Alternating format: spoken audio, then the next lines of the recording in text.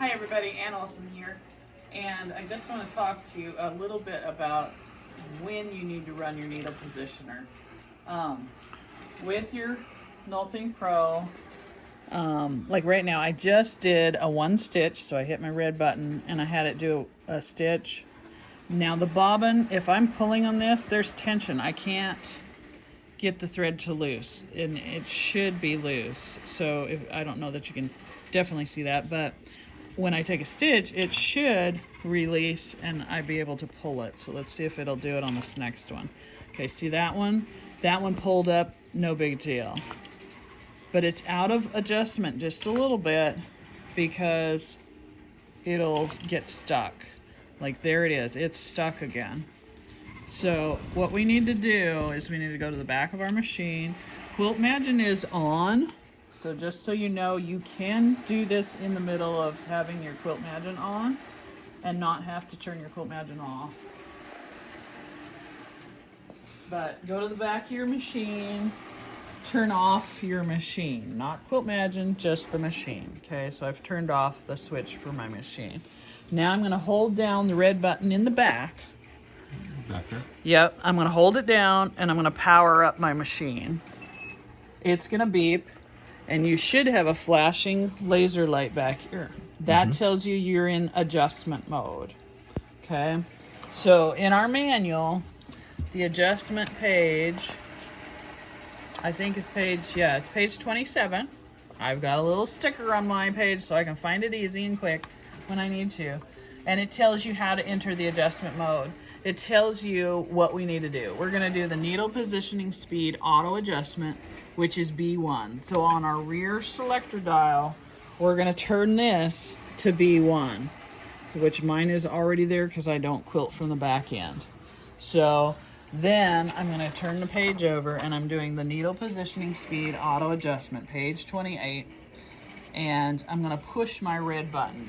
You want to have your machine over a quilt sandwich or a sample practice piece. I'm gonna push the red button. You also need thread in there. I'm gonna push that red button. It'll give me 3 beeps. And then you move your machine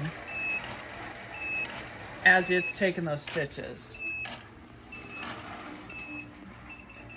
Okay, it did 3 stitches at the end, so it should be back to normal. Sometimes that procedure will run longer, sometimes it'll run shorter than mine just did.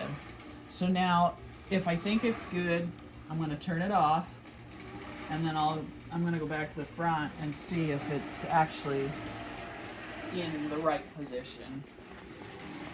Another way you can tell sometimes is if, like, you take a stitch. Whoops, we've got to have it back on. It's not on yet. Ah.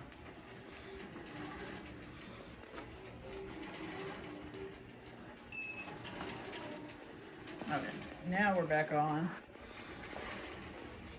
I'm gonna move it because it took a stitch as we start up. And it did some bearding and something. This is a charity quilt, so we're okay. Did something strange there with the thread. Okay, so that was good. Another thing you can tell sometimes is if your needle, like you bring it back up, you do your full stitch, and it's down more than it should be, that would cause me to be suspicious that I need to run my needle positioner. Because your needle, you can read it in your manual, it should go all the way up and be all the way up. I'm turning the little thumb screw. It at one point should go all the way down, and then as it makes its full revolution, it should go all the way up and stop. And you can read that in there because they have a manual adjustment procedure that you can do too if you need to get it to reset properly. So now I'm seeing if it'll pull up my bobbin thread. And it's got an issue because my bobbin thread cut itself. So I'm going to make a longer tail.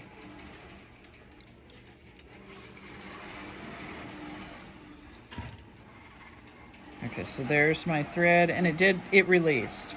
So when I pull on that top thread, I should not feel that bobbin case getting stuck, that thread getting stuck underneath there at all. So now my needle adjustment is good, and I can go back to Quilt Magin.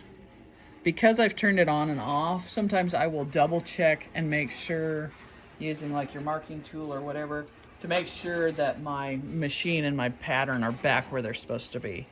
But that should get you back off and going again. All right.